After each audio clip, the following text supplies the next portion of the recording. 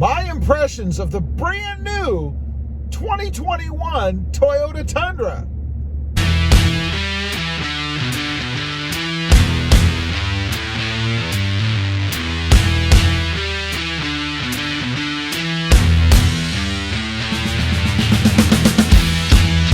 Well, good morning, everybody, and welcome back to Rob Motive FST. That's right, I am cruising around in my brand new 2021 Toyota Tundra.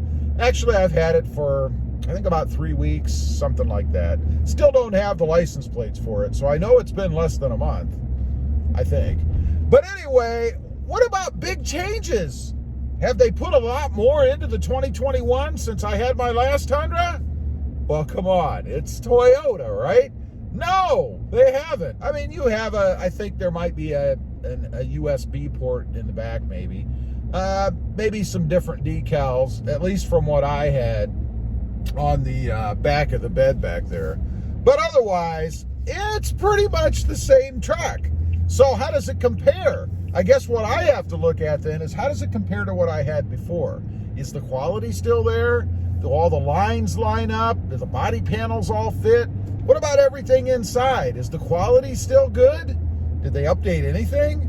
Well, let's go over that stuff a bit. First of all, still the same quality and stuff as what I've seen so far on the body panels, the trim pieces, all that stuff. You know, where everything meets up, joins together, all of that.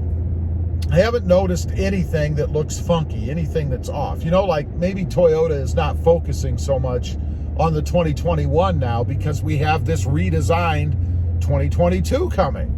So everything there is still square, still looks good. The interior, you know, it's still what it was before. They haven't done anything earth-shattering on the inside. There aren't any bright colors, nothing flashy, nothing like that.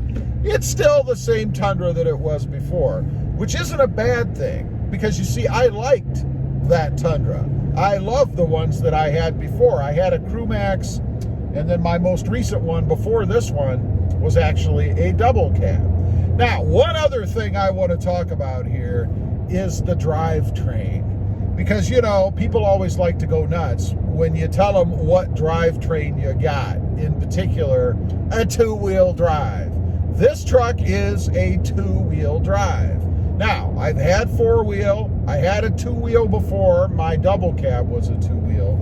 And part of the reason, there's a couple of reasons that I went with two-wheel drive this time around again. Number one, I don't need four-wheel drive. Do I have to have four-wheel drive just so I can feel more manly? No, I don't. I feel manly enough as it is. So I don't need four-wheel drive. I don't live in a climate that gets snow and ice and all that stuff. I'm not taking this truck off-road. This truck will most likely never be off-road. Maybe on a beach, maybe. I don't really consider that off-road. But this truck is never going to be. If I want to do that, I'll take my Tacoma, which isn't off-road, by the way, or I'll take my Jeep Gladiator, or maybe even the wife's Jeep Wrangler.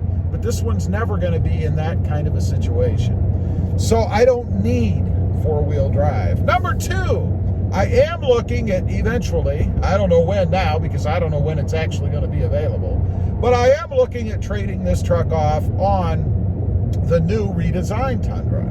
So it didn't make a lot of sense to me to spend maximum dollars on a four-wheel drive that I don't need, knowing that I'll be trading this off eventually anyway.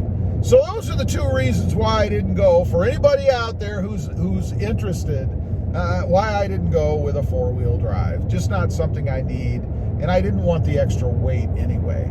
Now, one other thing I do want to mention real quick, because there seems to be this thinking out there that if you don't have a four-wheel drive, then you can't lift the truck. It couldn't be further from the truth. There's no reason you can't lift a two-wheel drive truck. How do I know? I've done it. My Tacoma, I believe, was a two-wheel drive back in the day. I have a four-wheel drive now, but I lifted that truck, and if anything, it's even easier because you have less to worry about. There are less drivetrain pieces and parts that are going to change in angle when you lift the truck. So I would say, unless you need it, it's probably even smarter to buy a two-wheel drive truck for lifting purposes. So back to the topic at hand. What else has changed in here? As I mentioned, the USB port, there is a USB port on the back of the center console area. I never had that in my other ones. And to be honest, if I had any complaint about the interior of the Tundra, it would probably be that, because it kind of looks like an afterthought. Like Toyota stuck it in there because they had to. You know, they drilled a hole in the center console and just stuck this USB port in there. I don't know. Doesn't look horrible, but something about it is just not right. It just doesn't look finished to me. Now, as far as the power and all that stuff goes, I did go with the 5.7 V8. My prior Tundra was the 4.6 V8, and there is a difference. You know, when I had that last Tundra, it was still peppy enough, it was still powerful enough, but it didn't have that extra edge that you get with the full V8, the bigger V8, the 5.7 V8. You just get a little bit more oomph out of it. And I gotta say, for the difference in fuel economy, if that's kind of what you're looking at, if you're looking at getting a late model Tundra, it's really not that significant. Do yourself a favor, if you're gonna get one and you have a choice between the smaller V8 and the 5.7, get the 5.7. It's worth it in the end. You just get more power out of it. It feels stronger from a power standpoint. They're both good engines, but you'll enjoy driving it more because it's just more of a beast on the road. So, am I happy with it? You know, you might be wondering, well, gee, you've had two other ones. There's really no big difference. You know, are you happy with it? Are you disappointed? No, I'm not disappointed. If anything, it's the other way around.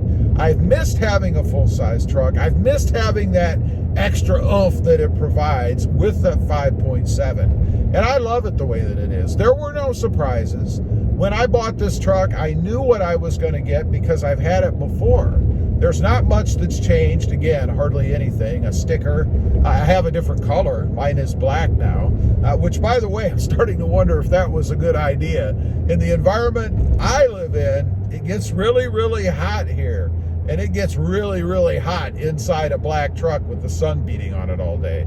But still, I've always said black is the best and the worst color for any vehicle, and I still feel the same. I love the black color, and I think it is awesome. So anyway, it's doing great. Love the truck. No issues whatsoever, as you would expect from any Toyota product. Not going to have to spend time sitting at the shop 3 days after you bring it home. I've had other vehicles like that. Leave a comment. Let me know if you've recently gotten the new Tundra. First of all, why didn't you wait for the upcoming redesign? And secondly, how do you like it? Do you still like it as much as maybe the previous one that you had? I'd be curious to know.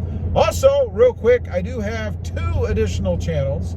Rob Motive, all about that 2020 Toyota Tacoma,